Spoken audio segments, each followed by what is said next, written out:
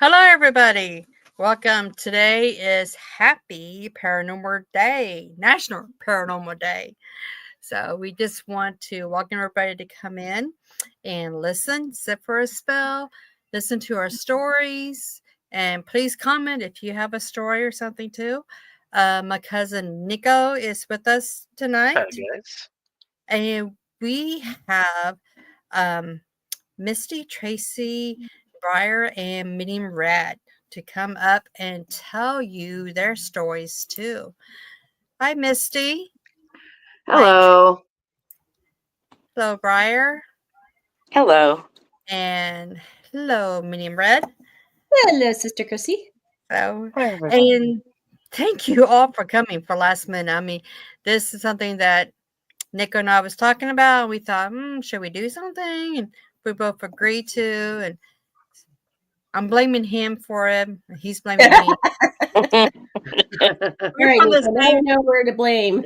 Yeah, Mm. we're Oh, yeah, from the how's it same going? family, so we might as well just blame each other.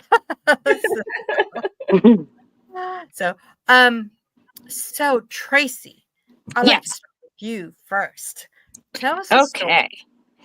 So I was working in a clothing store, and um, it was definitely haunted. There were things that would happen, and some of them were nice. Like I'd be there by myself in the morning, and I'd be opening the cash registers, and the door alarm would go off, and I would see the UPS guy coming up with packages, and I'd run and open the door for him.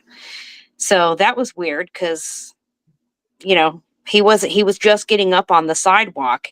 And so it was alerting me to go open the door for him.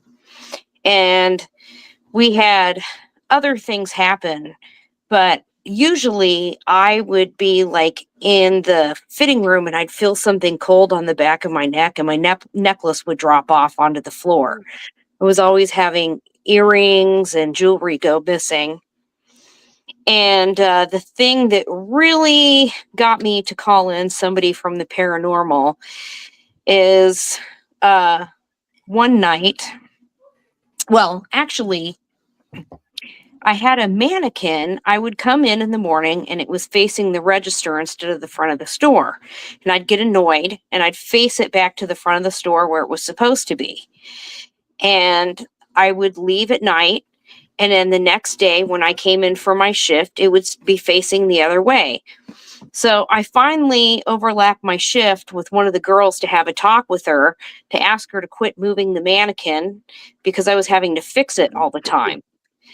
And she said she wanted to talk to me because every morning she comes in, the mannequin was facing the register and she was having to face it forward. And then we realized neither of us were moving the mannequin. So one night we had a lot of activity, and one of the girls working for me was vacuuming the fitting rooms, and she kept coming out and saying, what do you want? And I was like, nothing, I'm counting the register, stop bothering me, I'm counting. And she's like, well, quit calling me. And I said, I'm not calling you.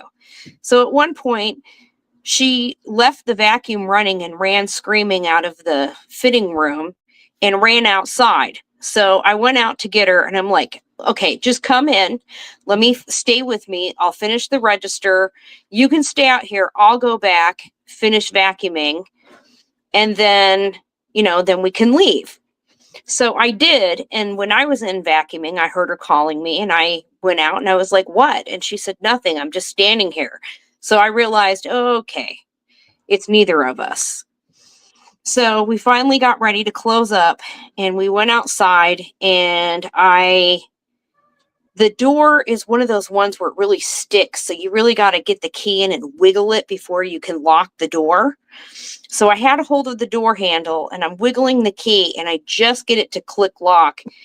And then I see the mannequin literally move this much. It moved from facing the front of the store to the register, the entire mannequin. And these weren't light mannequins. They weren't made of cloth. They were made of porcelain, and they were for heavy girls. The mannequins weighed 20 pounds. Wow. Yeah. And I saw the entire thing move. And I froze with my hand on the door. I just couldn't move. I was just my mouth open, just staring like I can't believe what I saw. I turned. The girl that was with me, by the time I turned, already was in her car and peeled out in the parking lot. So it's like, oh my God, she just left me here. Yeah, I couldn't believe she totally left me here. So she came in and quit the next day. And so I got a hold of the Cahill Paranormal, and I was in charge of the store while the store manager was on vacation. So I said that we were having ADT. I called ADT and said we were having cleaning of the carpets, and instead I hosted a ghost hunt. So I talked to Misty. Now, Misty, you can tell about when you came in. That's awesome, Tracy. Yeah. No, so this was way back when K-How Crew was very first started. Mm-hmm. So it was just me and some members of my family. And we didn't have a whole lot of equipment. I just had a couple of cameras and some infrared lights, but we came in and we did an investigation. Now, back in the back where she had told me that there was some activity taking place, I set up a camera and along with an infrared light. And that was just going to be a static camera to just kind of record, make sure there wasn't anything going on back there while we were out in the main area. So I set that up, and then out in the main area, we were doing the investigation portion of it, and we found, we saw clothing moving on the rack by itself. We saw shoes move by themselves. We heard pounding on the wall in response to our questions. And then when I went to go back and check on that camera that I'd set up, the static camera, the light had completely burned up. I mean, it was dead. There was no, I had to replace the light. So, and Tracy had mentioned earlier too about batteries. Back then, I was using cameras that used AAA batteries, and I was having to go. I mean, I was going through those things like crazy. It was just unreal. Yeah, you So went there through a was, full bag. yeah, yeah. So we had a really good time there. I didn't run out screaming and crying, but You better not. Yeah. I think no, I that was think I really would have. cool though. Mm-hmm. Wow. So, Medium Red, was you with the team then when this was happening? No, that was when it was in its infantile stages. So yeah, nope, I wasn't even with the team yet. Yeah. Yeah, I don't even remember how many years ago this was. It was like, Tracy, how many years do you think it was? Oh God, maybe 10 years ago. Yeah, at least 10 years Um, ago. The store closed up, and it's no longer there. And they gave the mannequin that moves. They gave it to another location. That location oh, started having haunting. And when they closed up that location, they took the mannequin out and they took some of the steel that the clothes come on and they smashed it in pieces and put it in the dumpster.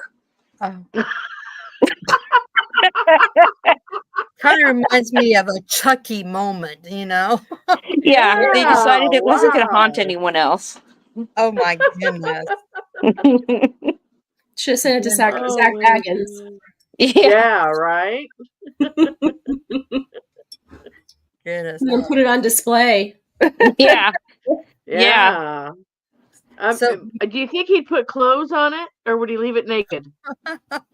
Oh gosh, Depends I on if don't it was know. male or female. It was a female, very voluptuous, so I don't know. He Well, then might get he slack if probably there would wasn't leave it clothes. naked then. Knowing him, he'd probably leave it naked.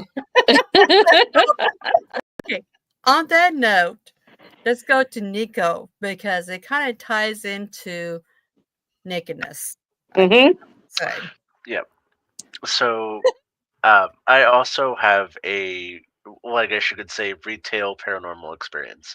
So I worked in a adult store that was in the historic part of town. The building was built in 1887.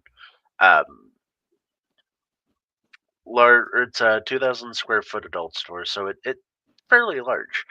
Um, I was told that it was haunted when I was hired, and I was like, okay, I'm a witch, I'm sensitive, like, okay, whatever. It's an old building. Who cares? I was not expecting, you know, and my shift was from what 7 p.m. to 4 a.m. So like towards the end of my shift, we're in like prime ghost territory, and for the first couple months, absolutely nothing like normal days, and then we had just one night, and it's like 2 a.m. We're starting our pre-close, vacuuming the carpets, and you start hearing things buzzing on the wall, and we don't have any customers in the building, and I turn around to go see where my coworkers are to see if they're like messing with something on the wall. My manager's upstairs in the loft in the office, and the other girl was in the bathroom. So I'm in the front by myself, and there's electronics going off on the wall. Um, Hmm. and these are not if the breeze or the air conditioner bumps them, they turn on. These are press and hold for 3 seconds before this will turn on. Wow. And they're shaking over there on the stand, and I go turn them off. And I was like, okay, that's weird. Continuing to clean, and then uh, we were going upstairs to go get our get our bags so that we could leave. And the the wall that's behind us has marital aids like jumping off the shelves, and it's like probably a 10-foot tall wall with peg posts on them, and you have things coming off of the wall from top all the way down, and we look at each other and go, I saw that, you saw that. And she's like, we called the ghost Frank. And I was like, damn it, Frank, like it's like almost 4 o'clock in the morning, why'd you have to do it now? Mm. And so we go pick everything back up, and um, it was kind of my first experience with like a poltergeist kind of spirit. I had done um, like residual hauntings before, and then later I worked with Midwest Paranormal team as a sensitive. But that was my first encounter with a poltergeist spirit. It was super fun. Cool. Wow. Did Frank continue to do that? Like, was it every day? It was like once a week. So he Wow. would like there would be things that happen, but he didn't do big things every day. I really wish he did, but I know that that takes them quite a bit of energy. Yeah. Yeah. Yeah. Wow. That's pretty funny. What was That is on crazy what was on cool. the pegboard? Just out of curiosity, what was Uh, he throwing down? Battery operated marital aids. Aha. Okay. Mm. I was Other, wondering if there was a specific thing that maybe he was targeting. So it was like he targeted the electronic wall. okay. And I think it's because a lot of them were rechargeables and things, so Oh, they had a charge, so there's an ambient source of energy for him to pull from. yeah, exactly. Yeah. Oh, Wow. that's funny. I was thinking in terms that maybe, he was very Catholic and he didn't like, any sexual toys, I, What a shame. What a we shame. figured that as like Yeah. Oh that would have boy. been hilarious. Old convent turned adult store. Oh god, I need to see that. Hey. How about you, Sasaka? What do you have for us? I grew up in a witch family, so spirits were no big thing, but mine was my first big actual like haunting piece. So we had been invited out to the countryside, a chateau style estate by an old family friend. And it's one of those places you just drive up and you're like, oh, this is where I'm getting haunted. You just look at one of the buildings. You don't even have to feel anything. You can't even be sensitive at that point. You're like, oh, this is haunted. It's gotta be. So I walk in there, and the nosy person I am, I'm looking around. I'm checking everything. Eventually, they let us walk around and gave us a tour, and we came upon a room they called La Chambre de la Tasipiri, which is the room of the tapestry. It was a grand sitting room and a big old study. It was like stunning but strange. It was one of the only unupdated rooms in the house because they had done a lot of renovations over the years. This was a very old style room, very tall, giant fireplace, stone, very castle like. And on one wall was this giant tapestry, and it was an original tapestry. It was depicted a great battle of sorts. There were soldiers on horseback, snarling hounds, gun blazing. And the more I looked at it, the more it less felt like a tapestry, like artwork. It felt like a memory almost, like something was still happening inside of it. So, of course, we went to bed, and I'm obsessed with this tapestry. I'm dreaming of this tapestry. I become somehow like attached to it. So the first night there, I woke up pretty early or so. I didn't sleep through the night. I had banked in before sleeping, but it just didn't happen. I heard a sound, a faint, low, like dragging sound. Now I was alone on like this part of the wing, so I'm like, oh, okay, you know what? Old house, old noises, things happen. The next day went through okay. I kept thinking about the painting. It was like drawing me, the tapestry. It just kept drawing me to it. The second night was where things started to really get strange. I was just staring at this and looking around the room because it was honestly to me the coolest room in the house.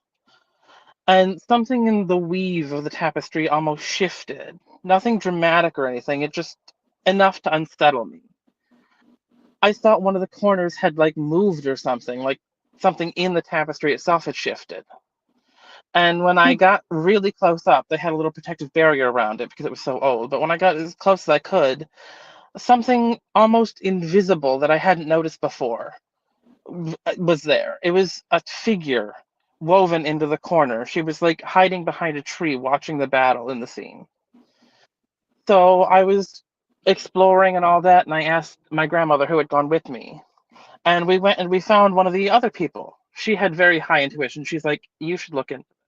This is something. So we asked one of the people who worked there at the chateau. And he led us to a diary, which was like their family book. What had happened to the family, their occupations, basically everyone who had lived there throughout the ages documented some of their time, how they lived, how they died. And he says, oh, well, you might find her interesting. And there was a couple little pages he sent us to. And the first said, Thomas the third or something, gone with his children, survived by his wife Anna. And then it was Anna's entry, and it says Anna left behind too soon, left behind but soon departed with her father and her family. That night there was just this eerie feeling, just horrible, oppressive feeling. And I was drawn to the tapestry, which was a couple rooms over. And I just sat in front of it for a long time, staring at it.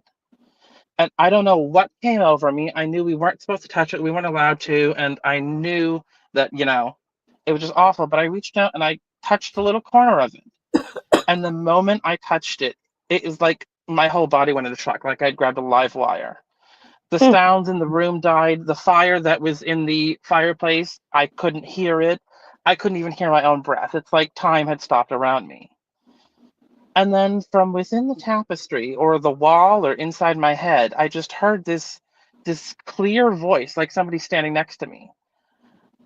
I tried to hide them to protect them, but now all I am is trapped. I couldn't move. The fabric, that I was touching was like warm. It almost felt like skin. It didn't feel like fabric anymore. I ran back to my room and honestly, I cried. I was shaking. It was my first big experience like this. I had never experienced something so in depth. And so the next morning, my grams went with me and we did a meditation session in front of it. And she's like, you know, we are spiritual people. We can hear and sometimes see spirits, but sometimes the silence listens louder than the questions do. You can sit there and ask 100 questions, or you can sit there and see what that spirit has to tell you. And so I listened, and for a long time, I just sat there. And when I came to, I was inside the tapestry. I felt like I was inside the tapestry. It Wow. was a very weird feeling. Everything felt stitched. It felt like a heavy quilt had just been draped over me. And there she was, that girl I saw in the corner of the tapestry. Hmm. And she spoke to me. And it didn't come from her lips. She didn't open her lips, but I heard her like she was talking right next to me. I had sealed them in to save them, but the walls didn't keep death in the world out. They only kept me in. They've gone on without me. Oh, And I was shell shocked. And I did a lot of research and I asked a lot of people. And finally, I just came out and asked the people who were also, you know, a practitioner family like mine, what's going on? And they're like, oh, you met Anna, didn't you? She doesn't like being seen, but now that you've seen her, you know, you've got her attention. It turns out she was an old practitioner in the family during the War of 1812. She watched her family, her father, her husband, and her two sons perish in the war. Oh, And she wow. had desperately tried to save them. So she wove this tapestry in trying to give a living memory of them. And there was such raw power that she wove herself, her very memory, into the mhm. tapestry itself, and had ended up doing the opposite. Instead of moving on like her family did, she had literally woven herself into the tapestry, reliving that moment constantly. And I talked with her several times, not a lot of words anymore, but more like an exchange of feelings. And it came to me, and she was so in herself, and she was reliving this moment over and over and over, and she couldn't leave the tapestry. But she said, now that I see you, you can see me. That means the thread has found you too, kin of my kind. Don't make the same mistake that I did. Powerful. Wow. Yeah, Wow. it's incredible. Has anyone been able to help her escape the tapestry and go home beyond? We don't talk to them much anymore, but there it seems like her life itself was woven into the tapestry. We're not sure if she's really there, if it was an echo of her, but I think it's definitely probably residual energy. Mm. some piece Yes. of her was Wow. just reliving this memory over and over and over. It's the residual energy of herself that she's poured into it. So she's Mm. physically not there. It's just the energy, like you said, an imprint of herself there.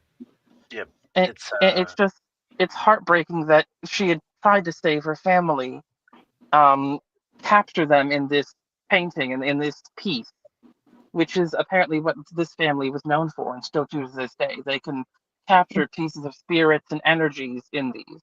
And in doing so, the raw energy was Mhm. too much. She ended up pouring herself into it instead of saving. They moved on without her, so to speak. Hmm. Very that's sad. No, yeah. Yeah. Very. That was my first really big experience. And I was, you know, my family's big into spirit work and all of that. But this was my first time I was like, I can do something with this. I want to do something with this in my life. This is obviously a sign that I am meant to do work with it. That's amazing. Yeah, Yeah. really is. That That is. is. Mm. It reminds me of the Scottish. There's a folk superstition that for people that do textile arts, that you were supposed to weave in at least one mistake in your work, lest you lose a piece of your soul in your mastery. Hmm. I've Uh, heard that too.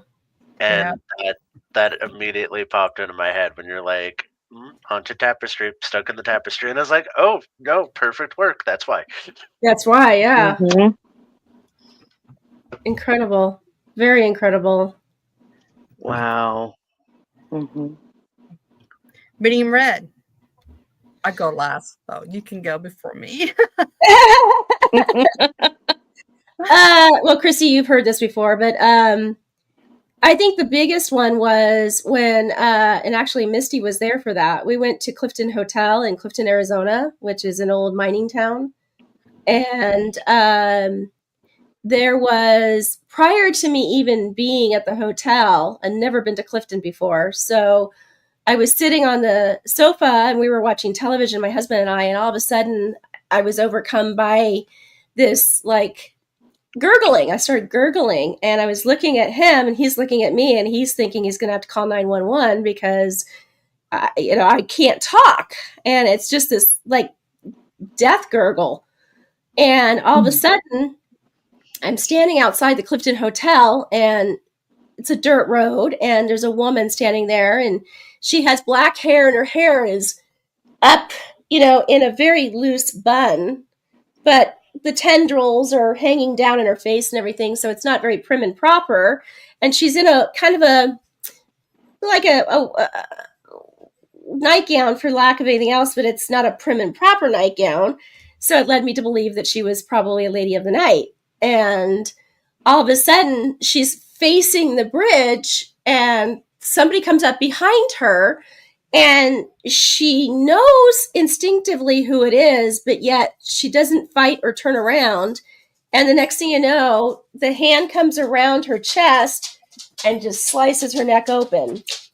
And literally the only thing that's holding her head on is, it's so descriptively gross, but her spinal cord. Wow. Slumped to the ground and it took her a while to bleed out and die. And so fast forward, we go to the Clifton Hotel to do the investigation. This was a few weeks prior to the investigation, and talking with the general manager there, and she's saying that, they do have the entities there. And I said, don't tell us who it is, but I said, let me ask you about this one. And she's like, oh yeah, that's Jenny, and that's the lady of the night. She was killed in a love triangle situation. And it was that her husband was okay with her being a lady of the night as long as she didn't fall in love with any of her clients. Well, she ended up falling in love with one of her clients. So the husband came in the middle of the night, slit her throat, and it took her 23 minutes to pass. Oh. So back in the hotel, there is and sorry guys, I'm going to have to take sips of water here because I have a sinus infection again. So I'm like, I don't want to cough. But anyway, so she, one of the public restroom for the women's bathroom was her room. So we went in there at 11:15, and I said, this is the time that's like the bewitching hour for her death. And she's still present there. She's waiting for validation and vindication for her husband to be picked up and tried. He got away with it. So we went in there and I channeled her and asked her to show me her death. Well, I should be a little more precise in how I asked that because she literally took over. And all of a sudden, I'm standing and then I had to sit down. And the next thing you know, I'm bringing my legs up to my chest. And the next thing I know, I just want to put my head down on the concrete. And all of a sudden, all the blood is draining. I can feel like the tingling feeling in my fingers as if there's like you've been sitting on your hands and they've lost all feeling. They're tingling and it's going up my arms. It's in my feet. It's in my legs and everything. And finally, one of our team members said, get her out, get her out. So they came in and they pulled me out. And one of our other team members started taking a photograph of me. And I looked like I was white as a ghost. I mean, I had no color whatsoever. Misty being an EMT, and then we had another person on the team as well who is in hospice care. She deals with elderly people in hospice.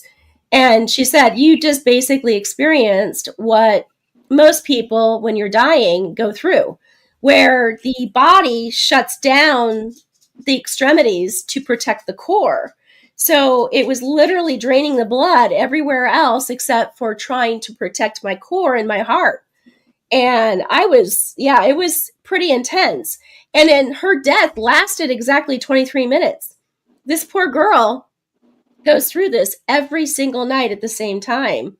In fact, the general manager will not go into that bathroom after a certain time unless her husband comes with her, because she does. And she's actually intuitive, but also a witch as well. And so she doesn't go in that bathroom after a certain time because she knows that she would start to feel the same way. And so she goes in before or she goes after to go to the bathroom. So, but it was pretty intense. Poor thing, every single day at the same time relives her death over and over again. And of course, this happened in the 1800s. There's no way to find out whether her husband has passed on and was he arrested or not arrested. The way she speaks of it is that he got off. I mean, he literally did not pay for her death. So in her mind, until that vindication happens, she can't move on. And it's sad, very sad, because she literally sat with her body after she passed. She sat with her body. Her body wasn't found until the following morning, like around 10 o'clock in the morning. So she sat there with her body the entire time and didn't know what to do. Oh, So wow. very, very sad, very sad. But yeah, her husband slit her throat and she slowly bled out. So Yeah. terrible. Yes, that's Yeah, that's horrible. What are you the going to say, Clifton Misty? Hotel. The Clifton Hotel is something else. It really is. It really is. I have a special Our place first, in my heart for that one. yes, definitely. Our first trip there, we had done a seance, and during the seance, a painting came flying off of the wall and almost hit another investigator in the head. Wow. Yeah, so that place is really, really cool. The entities that are there are very friendly, but if they don't like you, they will make it known. Yep. If they find that you have even the ounce of nefarious in what you're doing, they will tell you to get out and it gets dark. It'll get dark. Oh, Very wow. quickly. So it's interesting how it's almost like, and like I tell Shell all the time, she's basically Samantha and her husband Tim is Jay from that TV show called The Ghosts. Where it's Samantha and Jay that own that little hotel and they've got the resident ghosts that are all living there. Yes. That's Shell. Oh man. Wow. What about you, Chrissy? Oh, what about me? No. You're fabulous and beautiful. I mean, I got so many. I'm trying to figure which one to say. We used to live in a haunted house. Seriously. It was built in I think 1980 or 81. So it wasn't really old, but it was, it was new and stuff. I think we moved in 86, and we didn't have nothing happen. Then all of a sudden, right after our second baby was born, my husband started seeing like demon eyes, like red eyes following him around, black blobs and everything. And then one time I was cooking spaghetti. So we had spaghetti sauce. It was an empty jar. Nobody was around there. It was just me actually. And I think my husband was working or something. And then it was on the stove. And then all of a sudden it just threw across the room. Just poof, right across the room. And it's like, what the heck? And I didn't know what to think. So I'm just like, okie dokie. So if you are here, please be good, be nice. I'll be nice to you. If you want spaghetti, I'll leave you a plate of spaghetti. Just, stop with the activity here. And then years later, and what the black blob kind of came back different times. And the only person who actually saw it was my husband and his friends. Every time I walked in the room, it disappeared. It was like it was afraid of me or didn't want me to see it or something like that. I really don't know.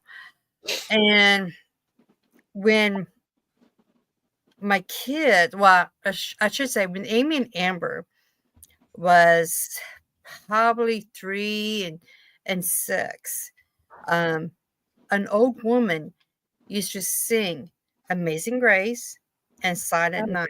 Oh, And wow. I remember they used to say, Mom, Mom, Mommy. So I would go up there, listen, and you can hear very faint an old woman voice singing the song.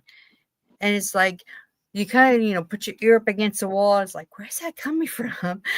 It's like all around. It's like a surround sound. Wow. That was kind of freaky. That was kind of freaky. Yeah. Yeah. One time when my husband and I was in bed, we had like a cowboy. I mean, he was shaped. You could see his hat and everything, and he had his boots on because he can hear the spurs. Kind of go around. And our bed right in the middle, you can feel the footsteps right in the middle of the bed, and then he will jump off the bed onto the floor, and you hear his boots, clanging on the floor, and walking away, and just kind of fade away. And my husband and I were just looking at each other like, okay, we didn't see that. We didn't hear that. Good night, And then probably 2, 3 hours later, we feel somebody jump on the bed. Thought it was a cat or a dog. But it was this cowboy again, walking on the bed. We can see the footprints. And then all of a sudden he just like went to the wall. It just disappeared. So yeah, that was kind of freaky. That was kind of freaky. That's scary. The house was just, I don't know. I mean, a nice house, brand new house. It was just haunted somehow. When I did research on the house, the property used to have a lake on it. The whole division, the whole subdivision that we lived in had a lake on it. And I guess in this lake, I guess they had probably 3 or 4 people that actually drowned in the lake. So maybe that could be the reason why. I don't know. But yeah, there was a lot of activity. Just, some scary and some like not so scary. The little boy, there was like 2 little boys. I don't know if they were twins or not, because they kind of looked alike, but one was a little bit taller than the other. And this was when I was coming into power, and I was like sensing everything. And these 2 little boys just sit there and was just holding hands, just looking at anything, us in bed, looking at my kids, looking in the kitchen. They was just there. And they wouldn't say anything, but they would just kind of swing their hands back and forth, grinning, like they was harmless, but they were just looking. So it was kind of weird. So don't know for sure what That was was the same house, Chrissy, too? Yeah, it's the same house. Yeah. Same house. Wow. We lived there for, oh gosh, probably about 12, 14 years maybe before we moved. So, and then when we moved, of course, we blessed the house that we moved into, and we blessed the house that we was moving out of. We left our broom behind. We left an open book. I was, taught that you leave a broom behind and the open book where the spirits goes into the book. And you tell the spirits, we are leaving. Please don't follow us. And we went to the new house, and everything was okay for probably 6 months. And then all of a sudden, the kids and our friends kept saying they kept seeing somebody in the corners and stuff. We couldn't see nobody, but we sensed it, but we just couldn't see anything. So it was kind of weird. So we blessed the house again. And then after that, nothing happened actually until we moved to Colorado about, let me see, 10 years later. They were moved to Colorado. And then we had some activity out there for a little bit too. Wow. But yeah, it was crazy. It was really crazy. I don't know. I think spirits was just attached to us for some reason. I I think really that don't because you're know. intuitive, yeah. Yeah. That could And a have lot been. of it was attached to the land, it sounds like, too. Like you said, Yeah. you did the research with that and you saw that it was more the land than the actual Yeah. physical house. We've run into that. Misty and I've run into that too. Yeah. Do you guys do histories on places you research? We do. We do. We try to.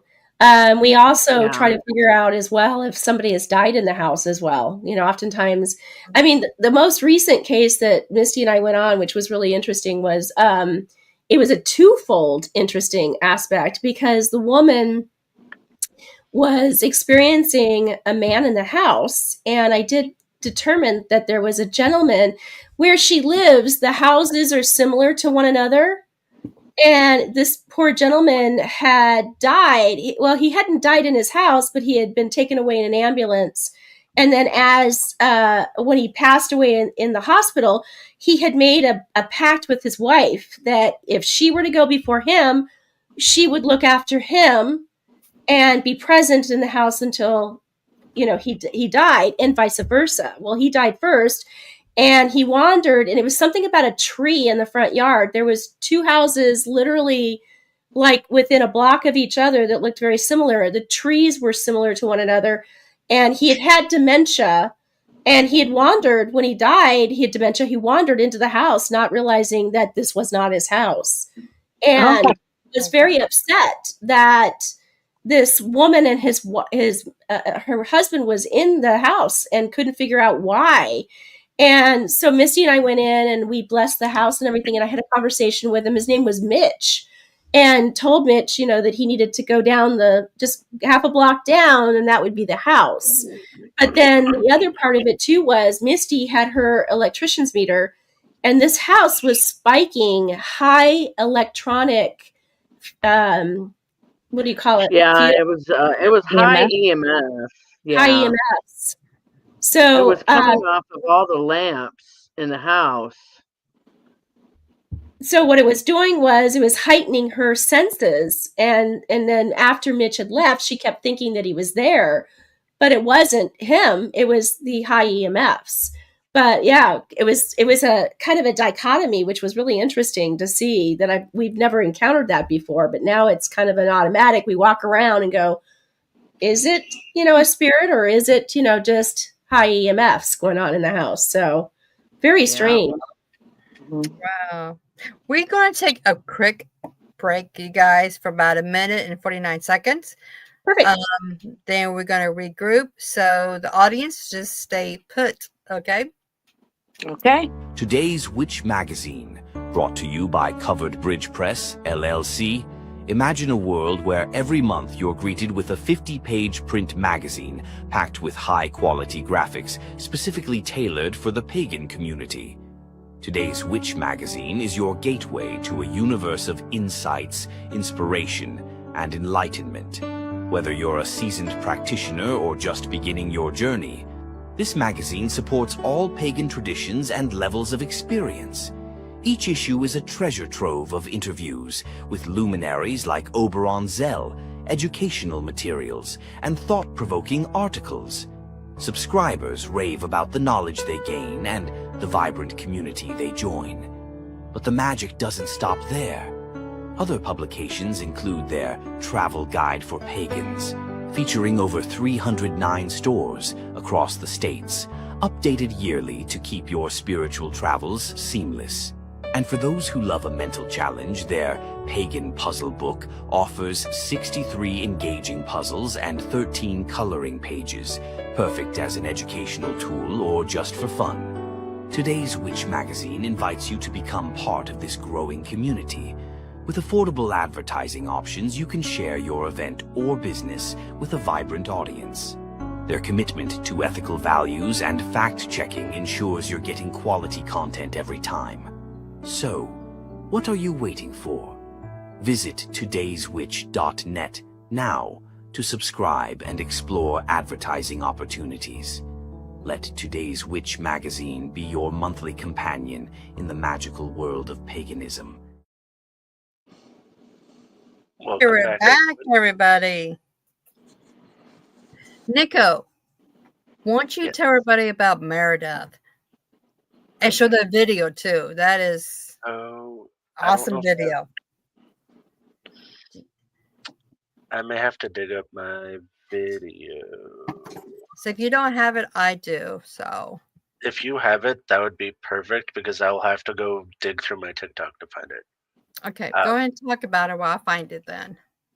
So a while ago, I had seen a few content creators on TikTok who housed haunted artifacts, haunted dolls, things like that, and I was really curious about it. And I ended up going to a um, large consignment antique store, and they had a bit of everything. They had oddities, antiques, you name it. Um, and there was a booth in the back that claimed to be like an oddities and paranormal shop, and they were selling medical equipment like toe tags, and then they had a wall of categorized haunted dolls, and they're from different time periods, and they're labeled like this is supposed to be the spirit's name, and the activity that they present with, and then linked was their YouTube, and if they had captured any evidence while they had the object. And I picked up this doll. Her name is Meredith, and she was, or well, it's a late 1800s, early 1900s porcelain doll. Oh, wow. It was a whole body doll, Mhm. and I had some. I didn't, or had some initial activity when I picked her up. I kept getting the image of like a small girl in a nightgown, um, and I was like, okay, a spirit attached to it, no problem. I'm a witch, it's fine. So I put her in my cupboard and um, bless and ward it, and think nothing of it. Like, well, I'll make some content out of this, and it'll be really cool. Well, I started having paranormal activity, as you would expect. Mhm, My room is on the second story above our garage, mhm. and I was hearing knocking on our window, well, on my bedroom windows, and I'm 9 feet off the ground. So that unless you're pulling out a ladder, there's no way you're knocking on my window. And I was like, okay, weird. Well, the next night, I felt something run across my bed, but I have cats, and initially I thought it was my cat, but it was like two legs, like a toddler running across your bed. Hmm. And I have Wow. no children. Like it was like this doll was running across my bed, but I know it's shut in this cupboard. Hmm. It was okay, creepy. I don't like that. Yeah. And especially because like this isn't a warded cupboard, like blessed, it's in a spirit trap. Like you should not be doing anything. So I talked to my cousin about it, and we get this idea that let's do a séance. And so we got on a live stream and pull out a spirit box, and we're talking to this doll, and it tells us its name's Meredith, and that it really likes my cousin. And it's Hmm. like, well, this is around the time where I found out about remote paranormal investigation and spirits crossing through technology. And so we had this really cool seance. There's a video of the doll moving, which we have on video, where we're talking to the doll and the doll's whole head turns and then it falls over. Oh, wow. Oh. And then we're like, we saw that and we're like, okay, no, we're done. Like, thank you. We're done for the night. And we go through and it's like, okay. I go to bed. I slept fine. I wake up with like the worst migraine of my life. Like I feel like somebody hit me with like a 5-pound cast iron skillet, and Excuse me. my phone's blowing Excuse up. me. Whoops. Did that doll just move? Yes. You might I want like to to use back. I need my glasses. Let me play that again. It kind of came up and it's like, oh no, Yeah. I don't want you up yet. But okay, Yeah, we hang might wanna on. back that up from the beginning. Okay, hang on. Okay, ready, you guys? Yeah, go for it. Okay. Let me remove and add it. Okay, here we go. Excuse me. Excuse me. Oh, wow. Did that doll just move? Yeah, it's the Yes. head. Wow. Okay, I did like you guys this. see that okay? Yep. Saw it. Wow, that's incredible.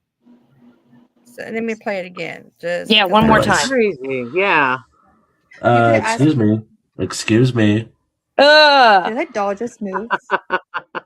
Say no to dolls. Yeah. Yes, they know. I Um, know. it gets worse. That's So, awesome, Nico. um, I thought initially I thought it was a benevolent spirit. It's just a little girl. The story that she had given me is that she was the victim of a older man, and he had strangled her.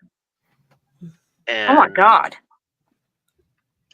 but later I found out that so after that seance, I wake up with a migraine the next day, and I get messages from everybody that watched the seance initially that um, my cousin Amy woke up in the middle of the night to a presence strangling her Oh. and pulling her hair. She said that it looked like the thing from The Grudge coming across the floor.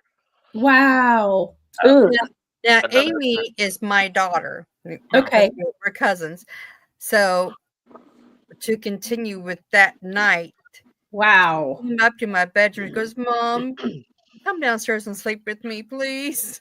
I don't blame her. I know. Because her husband, he sometimes he's gone during the week on a job.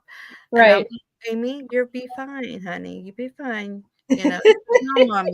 She goes, Oh yeah, that doll. come and sleep That with doll me. messed I her up. slept with her for 3 nights. I slept with her. I hate that doll so much. Yep. But I get to the point where we did some diagnostics on it, and it was like this doll's not as advertised. It's definitely not a benevolent spirit. And we kind of determined that it was um, the doll body is a soft body doll with porcelain limbs and a head, and so the center's stuffed. So I was curious, and being a witch, like there are ways to make poppets sentient. Mhm. And I was really curious, like, okay, I don't think this is a naturally haunted object. I think somebody forced a spirit into this doll. Interesting. Well, Mm. inside of the doll, it's filled with either horse or human hair, baby teeth, Oh, hell no. and like I'm sitting there like pulling this stuff out, and I was like, oh, somebody made it. Yep, Yeah. somebody definitely made this. They purposely made Yeah. it for the spirit. Yeah, that makes sense spirit was now. very, very upset. No So I wonder. disassembled the spirit or the doll, and then I burned the contents of the inside of the doll, as well as the body. We did a cleansing. I did.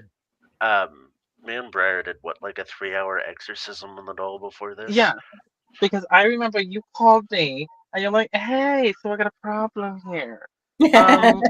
I know your family works with spirits and things. There's a haunted doll. It's already strangled someone. Here's the video. And by the way, everyone who watches the video is usually. I was like, oh, great. So you've just invited me to the ring. Okay, that's how this is. Okay, excuse me while I go cry in the corner for 5 minutes. And if this doll doesn't strangle you, I'm going to. And then we'll circle back around how to fix it. So we Wait. exorcised the doll. Did that fix we're not going to be haunted from watching that video, No, right? the spirit's gone. Oh. So Thank God. we exorcised it. You and then can't. ritualistically It's gone. Tore it down, and then I kept the head as a souvenir, just as it's a cool antique. Also, like I wanted a memento for my accidental cross-state possession doll. It was a learning experience, and now I That know. thing was nasty. Yeah, and now I know that if I'm gonna do remote investigations or remote seances, that there's spiritual protections that I should put in place to prevent the spirit from crossing through technology. Um, Very yeah, true. Very true. See, they don't listen to me. I was telling Amy, I go, Amy, just no, no, don't even do that. Don't even go there. well, Oh, it's not an idea. so Well, that Well, thing was that's aggressive. I mean, I I tried exercising, just like Nico said. We tried about 3 hours to get rid of this thing, and so I was like, okay, we'll start simple banishment. This thing comes running at me, and it's like, you're not gonna take me. And I'm like, oh, okay, hit it, darn it, do whatever you need to. It, you know, it's like, when you see a spider run across the floor, kill it, squish it, burn the house down, whatever you have to do. Yep. I am terrified of dolls, so say no to dolls. So, Chrissy, Yeah. we did a investigation at a store called Terror Trader just recently. What was it, like 2 weeks ago, Misty? Yeah. Roughly 2 weeks ago, and he does Yeah. have. It's a store of oddities, just like what you were talking about, Nico. It's a store of oddities, but he also has like a section that he's kind of created as like a museum part, and he has pieces that have attachments to it. And he has a doll. What's the name of the doll, Misty? Danza? Is it Danza? Dazana. Dazana. And it was from Herzegovina, Bosnia, and it does definitely have a child attached to it. That child is evil child. But interesting, Misty, I didn't tell you this, but Gretchen, one of the girls that was on the investigation, I just saw her, gosh, I can't remember, like 3 or 4 days ago.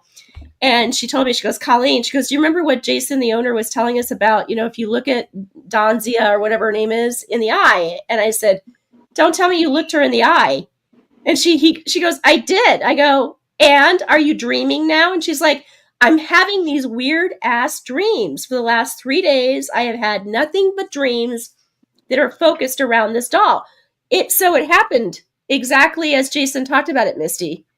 She's proof that she's like, this doll was in my dream for 3 nights in a row.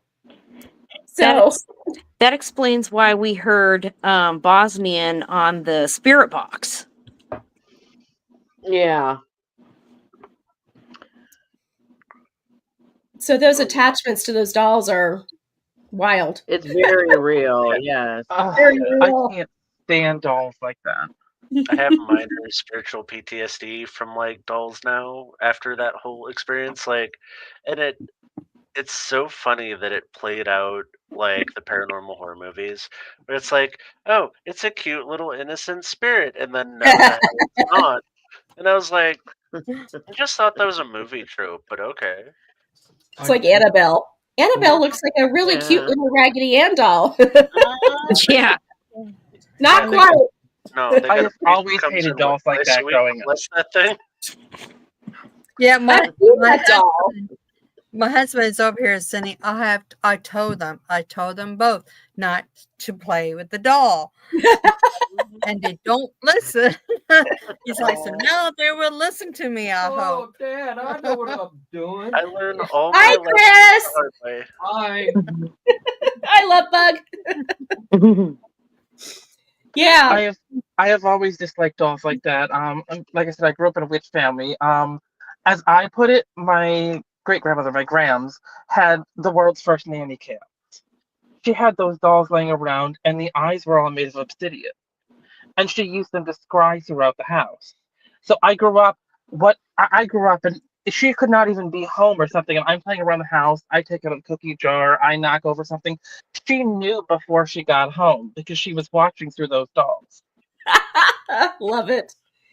Wow. It's not a nanny cam. It's not a nanny cam. It's a nanny doll. Yeah. Wow. Well, that's like that doll Peggy that Zach Baggins has, if you don't say, he's got her locked behind glass. I've seen Annabelle in real life and I've seen Peggy in real life, and I'll tell you, everything is true about both those dolls. You can just feel you can feel it. Totally. I haven't seen Annabelle in real life. Ugh. Zach had her for a very short period of time, and then Ed and Lorraine Warren's son took her back because Zach wasn't playing by the rules. And so they actually even show this in the show, him coming in and taking the doll back away from Zach because you're not supposed to touch the doll. And for some reason, Zach just likes to provoke it. And so he was like trying to reach out and touch the doll, and he did. So Annabelle's gone. The first little things like that. When somebody warns you, believe them. Yeah, exactly. Definitely. If it all comes with a warning label, follow You're right. it. Exactly. Precisely. Or any haunted object for that reason. That's right. Exactly. Yeah, that's like that. Go ahead, Chrissy. Do you have any dolls now? That not of that variety, no. I do have a couple haunted objects, but they're not dolls. I may pick up another haunted doll at some point in the future if I'm doing an investigation or something and that's the source and it needs to leave the house. But I will probably dispose of it. Yeah. I don't think I'm taking any spirit pets in that version anymore. I'm with Tracy. She's here shaking her head like, yeah. Don't do it. Don't do it. See, the last one that I got, the last investigation I did, I was told by a friend that they had a spirit in their house that the previous owner took his life in the basement. He was a veteran. And the basement was very, very oppressive. You could hear crying in the basement. And the kids would come up from the basement laundry with scratches. Wow. And just like a lot of activity and a lot of maliciousness. And that's one of those spirits where when they're hurting individuals, like they need to go. Like if it's an echo and it's just like kind of traumatic, okay, fine. But when they're active and maliciously like hurting people, that spirit's got to go. Right. Yeah. I know somebody who has 15 haunted dolls. Yeah, 15. No. We should have had Pam on here. Next time we got to have Pamela Woolwine on because she has haunted dolls as well, and she loves dolls, and she'll pick them up just for the fact of them.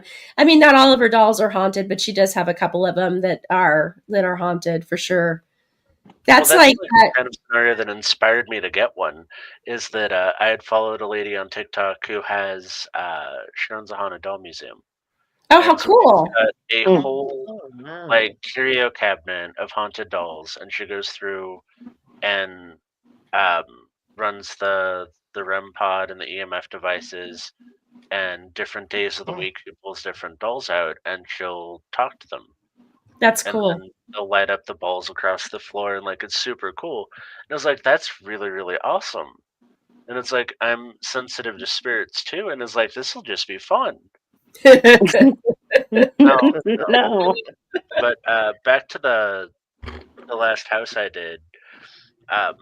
The man had taken his life with a firearm in the basement. Oh no! The bullet was still embedded in the concrete. Wow. That was the anchor point. So we had to drill out the bullet out of the wall. Mm-hmm. And then we set up a spirit jar so that we could forcefully convince him to leave. He had no awareness that he was being malicious, but had no awareness that he had passed on. He was just acting out in sadness. Right. But so we took the anchor and took his spirit, and then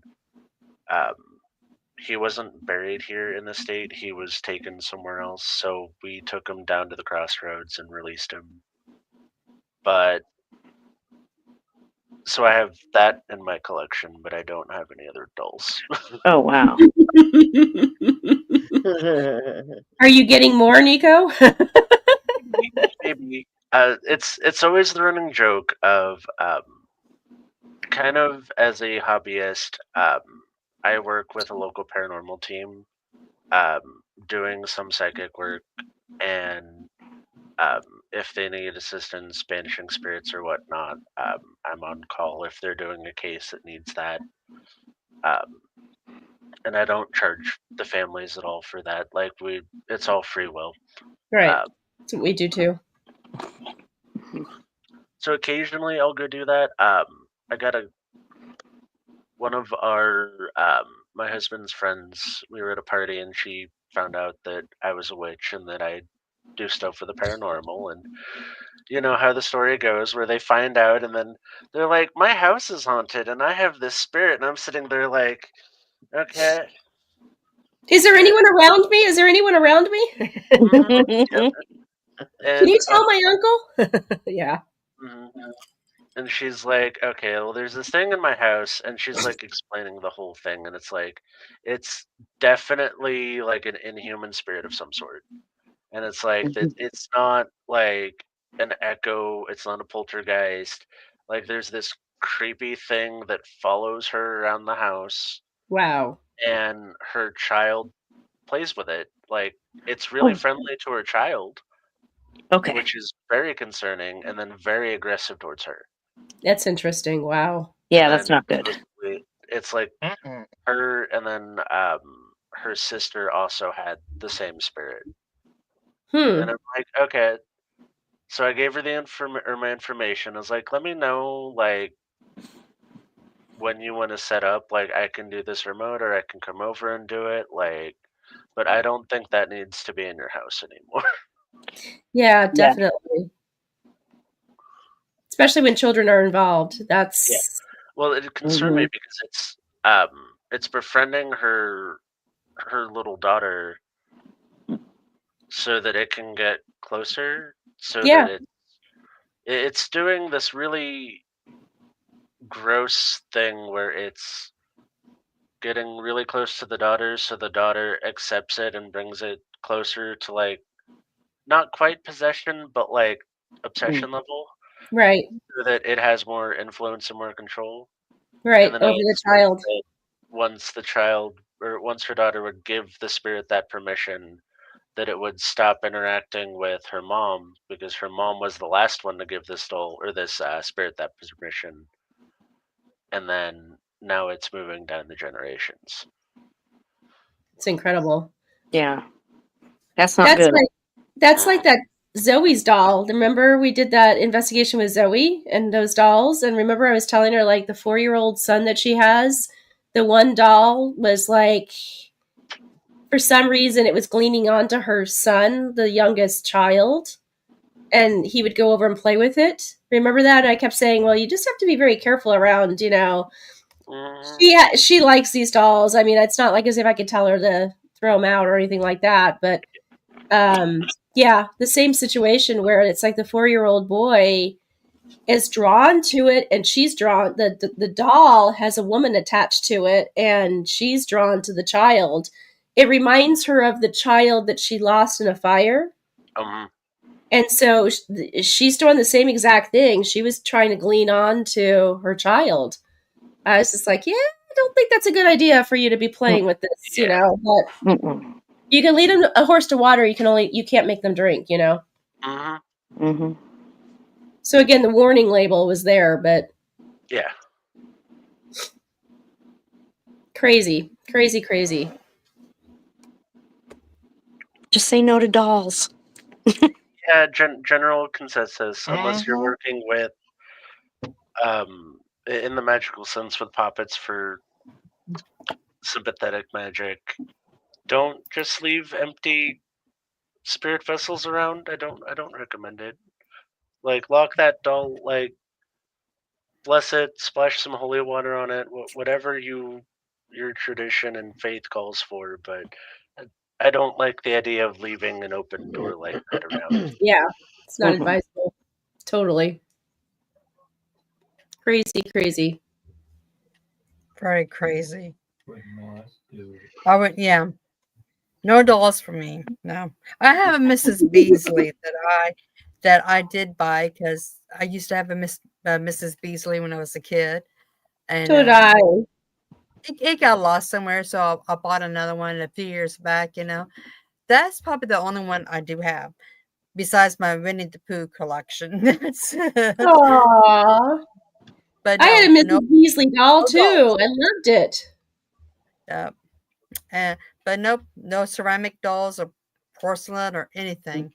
No, if somebody would buy me one, I would just give it to the Goodwill because no, I don't want nothing to do with it. Well, that's like one of our friends in the paranormal world. She also, not Pam, but another woman that we know, Debbie.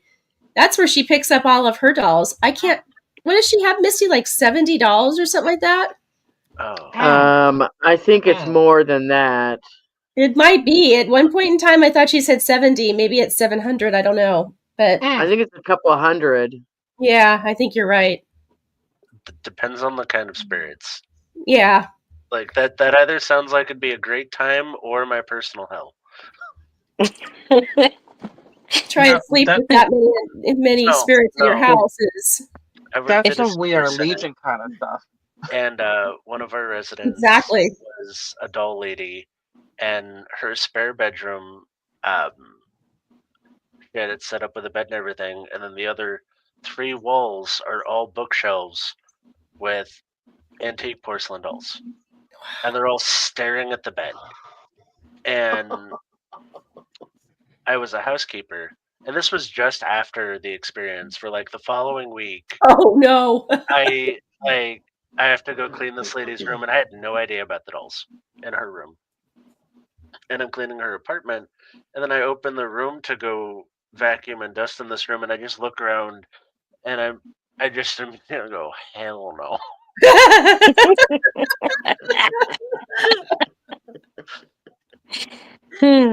Oh, get somebody else to clean the room. Yeah. Luckily, hers weren't haunted. At least, thankfully. But when I was a kid, I used to make my mom put any dolls in a black garbage bag and tie the garbage bag up and put it in the garage and lock it for the night. Because I couldn't have dolls in the house. I don't blame you. I did it when I was little. Smart. Mm-hmm. Yeah, smart girl. That's called survival. That's not even superstition. That's survival instinct. Right? Survival tips. My husband has that experience with the old Jenna Furbies. His he was like 6. His aunt was about 8 years older than him, and for some reason they had like 12 Furbies. Oh. My the Furbies weirded my husband out, and his aunt put him in the living room floor and then started putting these Furbies around him in a circle. Oh no! Oh no! Well, the old Furbies link up, so when they sense or hear one of the Furbies next to them, they all start talking. So he left him in a summoning circle of Furbies. Oh my god! And hates them to this day. I would not blame him. I bought Amy and Amber a Furby when they first came out 2 years ago. And at first they wanted one so bad. So when they got them, they're like, Mom, take it away. We don't want to hit it. It's strange. No, take the it old away. ones were so good for they would misfire. You could take the batteries out of them and they'd still talk and turn on and stuff. Oh, no. And they eventually, that's why they stopped making them, is that they kept getting reports of paranormal activity with them. Well, yeah. Oh, really? Fisher Price is my first spirit box. Pretty much. Oh, that's funny. Well, my youngest daughter, Amber, she it always reminded her of Chucky. She hated Chucky, and her brothers always teased her about Chucky and everything, and she she just cannot have any Barbies or anything. She was like, nope, nope, nope. I'm done with it. Nope, nope, nope, nope. You know, so but Missy had to leave. scary. Mm. Yep, Missy is Missy gone. had to leave. Yeah, she had to But take off. So we will have her back when we interview you guys, Kaha, um, probably next month or so. yeah, Yes. that'd be So fabulous. Yeah, looking forward to Ireland in 9 days. So Oh, that'll be so fun. thank you for accommodating my schedule and doing it in June. I appreciate that very much. oh no, I'm down, that is fine. That is down fine. to the last 9 days, and I'll tell you, it's crazy what you can accomplish in 9 days. You're going to have fun in Ireland. That's where I got a lot of activity. Ooh. You have to tell us all about it. We just have to have like a podcast just I would around love to, your especially. I'm going to go to Cork, and that's where the longest stretch of time that I'm spending is in Cork because my family's from Cork, and I have a friend in Cork that's going to show me around too. But so I'm like, I told her, I said, I hope you don't mind. I want to go to some cemeteries and find my relatives so I can talk to them. And she's like, okay, I'm game with that. So yeah, That was my favorite. definitely. That'll be oh, Yeah, absolutely. I'm so excited. This was our 2020 trip that, before the great pause, we had to cancel, and it's taken us 5 years to get back on track with it again. So thank you both for accommodating the schedule for us. I appreciate that. Oh yeah, it'd be interesting too because you'd be coming back, so you can tell us all about it. Which I'm sure you're going to get some activity somewhere. Knowing Absolutely. you'll find You something. should You check sniff it out out and find something. if they have any fairy mounds in the area. Yeah. Because that Yeah. does have some cool activity too. Well, I was talking to Sherry Ann about that too. I was like, I gotta definitely find that for sure. So I think Cork has a fairy mound or two, at least. say that again, Nico. I think Cork has a couple fairy mounds. Oh, good. Perfect. Correctly. You could feel crazy energy. It's like circles coming out. We're going to the Hellfire Club on the way out of Dublin towards. We're going to go from Dublin to Connemara. So we're cutting across the country from east to west. And so I told Tim, my husband, I said, we're going to go to Hellfire Club. He goes, what's that? I go, don't worry about it. Just put good walking shoes on. He's like, I have a sneaky suspicion that there's something paranormal that's happening there. And I'm like, your suspicion is actually very accurate. So yeah, I've tried to keep the paranormal activity stuff that I want to do to a low roar, but he knows it's going to happen, that I'm going to be looking out for it. Sounds like me when I'm planning a vacation. I'm sitting there like, okay, so what kind of like metaphysical stores are in the area, and like what weird, like strange things can I get into? Exactly. I'm like, food, alcohol, fairies, paranormal activity. I'm golden. Oh yeah. Just what a woman wants. Exactly. No I'm excited to roses, hear no about candy. What's that, Chrissy? Said no roses, no candy. Give us the Yeah, good no. Mm. Give me the hardcore stuff. Yes. Oh, yeah. Yeah, so thank you guys for accommodating our schedule for that. I appreciate that very much. No problem. No problem. We're excited to have you on. It's going to be on Behind the Witch's Veil, but of course we'll be streaming to, PWI investigation with Sherry, Drew Scottish blog with Drew. Oh, love it. So yeah, and within the cauldron, so to be podcasts all around. So, Perfect. Well, that'll be hopefully Misty, Marianne, me, Betsy. Yeah, so that'll be good. Thank you again. That's awesome. Looking forward to it. yeah, we are too. We are too. That's one thing we like about podcasting. It's just it's diversity.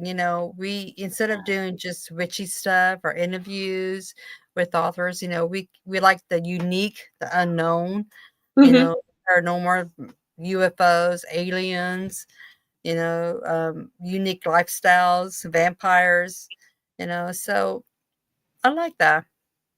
Need to put you with Pam Woolwine. We talked about, you saw that she was on the message a little bit. Her husband does a lot with petroglyphs in the sky, and he would be a great person to talk to about UFOs and things like that. His life's work has been spent on these entities, which has been really incredible, and I don't even know half of what is really involved in it. I just saw him yesterday actually, and he was trying to explain a little bit more to me. We are going to go in June at some point in time to just go with him and see the lights that he's talking about, so that we get a better understanding of it, which is really incredible. But he would be a great person to talk to, and he would love to do that. Well, don't tell us that, because we're going to ask. Exactly. I'll send you contact information.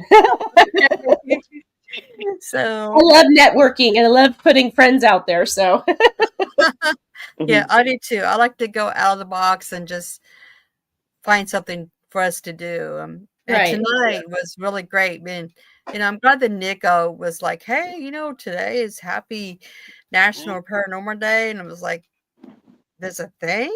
Really? I know. I didn't realize it until you sent it out in the group chat. I was like, is it really? I thought it was National Grandparents' Day or something like that, but they have so many. There's so many national holidays. I know. I'm just like, is there a national medium holiday? Because if not, I want to make one. I think there probably is. I wouldn't be surprised. Well, let me look that up and see. I was going to say, when is it? Can we make it my birthday? There's a way to submit. Friday the 13th, so it would be, apropos. There you go. Well, I'm looking it up and see. And if not, you can make one up. Exactly. I was Let me see.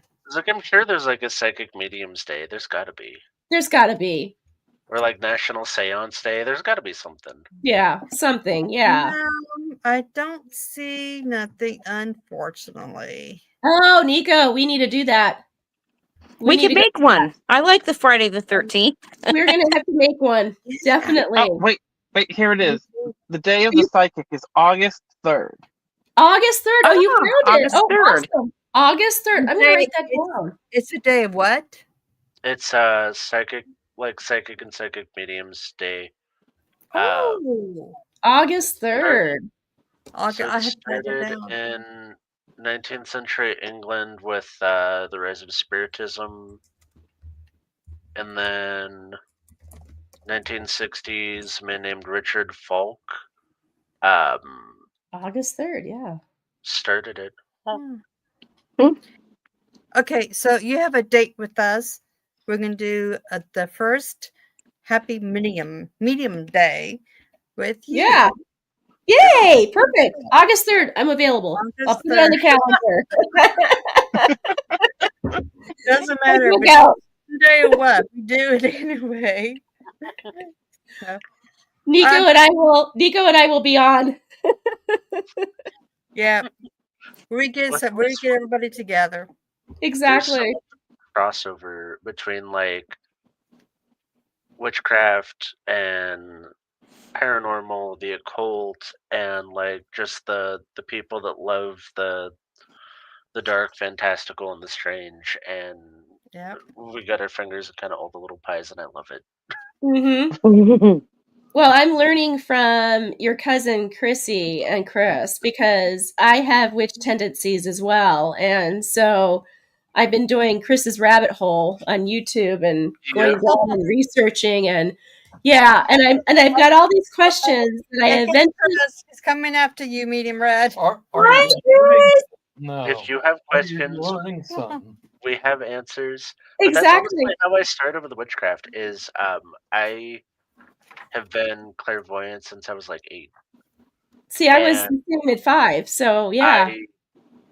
By the time I was 14, I was practicing witchcraft as a way to help deal with spirits. I love it. And it got to the point where it's like my family was aware of it, and like they knew that I could see spirits, but they had no idea how to help. And so my mom, when I was like, "Hey, this is supposed to help. Like, there's ways in this that'll help. And so she took me down to the metaphysical store, and we're buying books and crystals, and started the whole process. And Oh, I love it that she was so encouraging. Mine wasn't. She was like, "Don't you dare do that." Oh. Well, it was. I hit a point where I saw my grandfather, who passed away when I was 1, and I watched this man. I was asleep on the couch and woke up, and then I see this man standing at the end of the hall next to their room, and like clear as day. And I'm describing him as like he's kind of like bald. He's got the horseshoe. He's in a flannel long sleeve shirt and slacks. And then he looks at me and he takes his teeth out and puts them in his shirt pocket. I love that. And he walked into their room, and I told my mom about it, and she's just looking at me like, there's no way in hell you know my dad in that much detail, or the fact that he took his teeth out because he hated his dentures.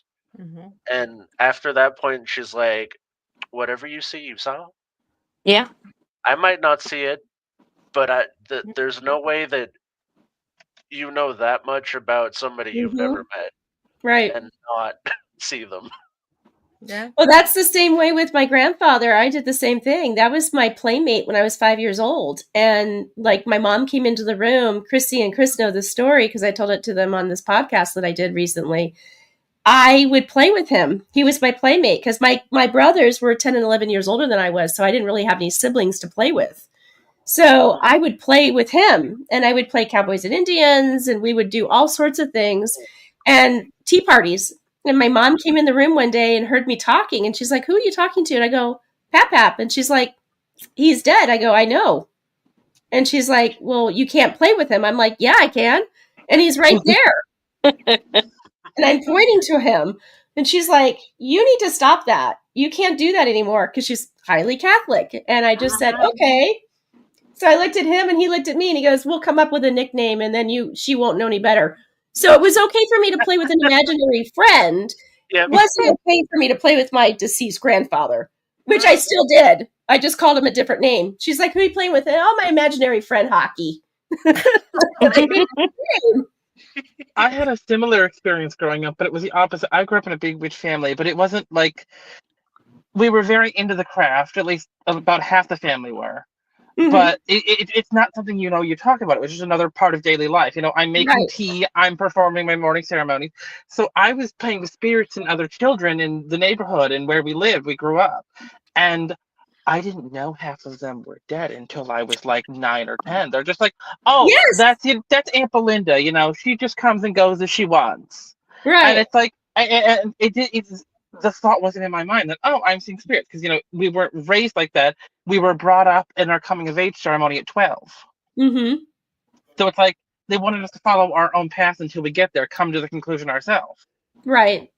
And so it's just like I saw these people, and my friends were thinking I'm crazy because there's all these people I don't know have already departed. They're just around the house. Right. Mhm. And then And we couple had a that. lot of bound familiars and stuff around the house too, and spirits that worked with us. So there's all these things wandering around the premises that half the family sees and the other half doesn't. That's wild. Oh yeah.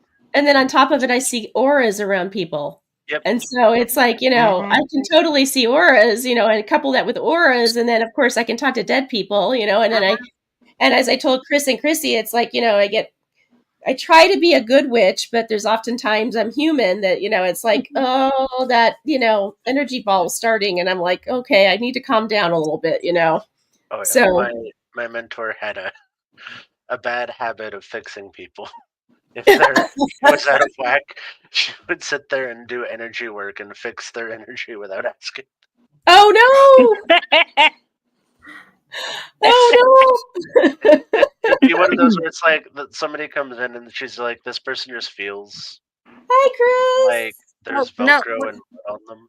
Who? this is a picture of him with his aura. Yeah, I remember that picture. That is awesome. That's cool. Yeah, and there's another one too that I will find here.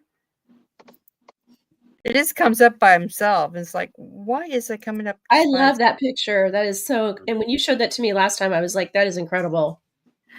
Yeah, it was when when I took the picture, I didn't even notice it. And then we was just looking back at pictures that day. It's like, oh my God, look at that. That's incredible. Yeah, the second one that you showed me that was Chris too. That's incredible too. Yeah, I'm trying to see which one. There Nico, it is. they did that too with me when I was telling Chrissy and Chris that we have a show that we're doing in Tombstone. Yeah, that's wow. This one. I love that one. That's my favorite. Yeah. I have a similar couple of pictures where it was like 3 different people took photographs of me in this building that had a lot of paranormal activity, and you clearly can see my spirit guides like totally like coming through me.